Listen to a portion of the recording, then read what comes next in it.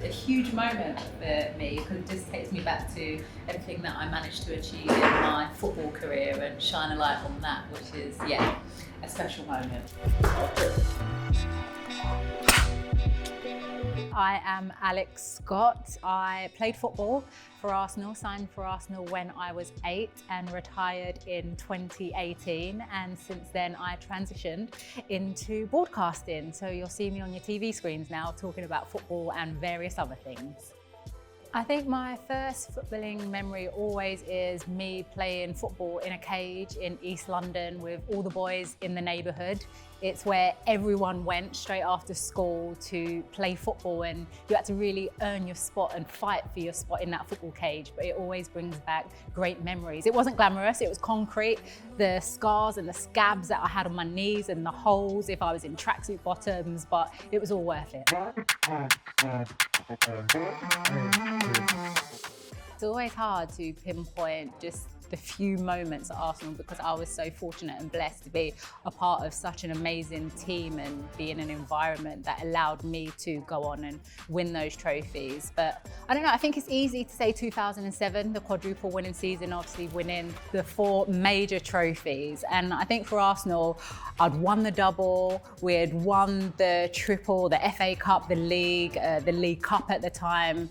But to add the 4th one, which we was always going after, the Champions League, the UEFA Cup, it was always maybe next season.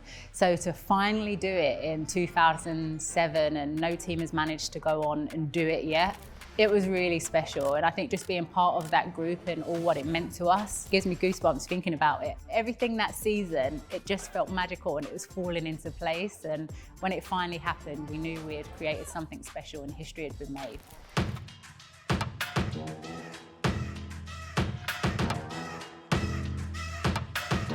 North London forever, whatever the weather.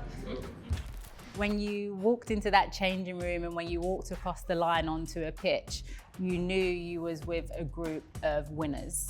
Every single player had that winning mentality and would do everything they could for their teammate to make sure that they won that game, that they won that Champions League. Like, I think we were just all part of a special group that knew that, I don't know, we were moving the needle forward. Every time we stepped out onto that pitch, we were being seen as Arsenal were always leading the way, which has always been one of the club's mottos, not even the women's mottos. It's always moving forward.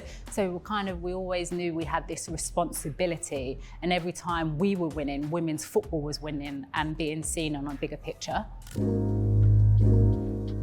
I never wanted to be that athlete that got to the end of their career and then started panicking and being like, well, what do I do next? So I'm always thinking ahead of, putting things in place. And I knew that I wanted to go into broadcasting. I think it's something naturally that I loved. I loved being able to bring out the personality within my teammates and show a side to the fans that maybe they didn't get to see, and for them to be telling stories about themselves. So I knew that if I wanted to go on and do that, I had to do it in the right way. And that was for me to go and get a degree alongside whilst I was still playing Arsenal. So yeah, it was hard to juggle it with training, but I just managed to do that and go off and do a lot of work placements also after training.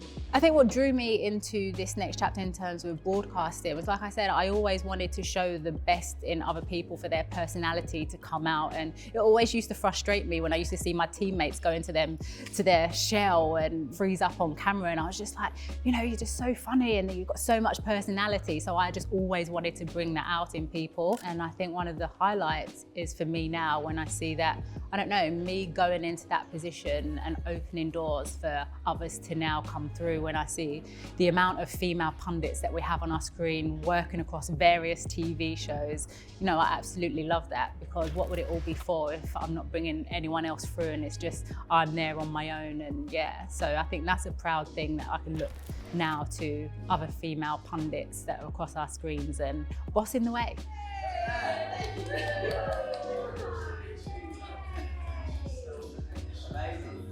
Guess what, guys? I'm Hall of Famer. Being inducted into the Barclays Hall of Fame, I think, is a super special moment for me. Now to be recognised for everything that I achieved in my football career and have that moment.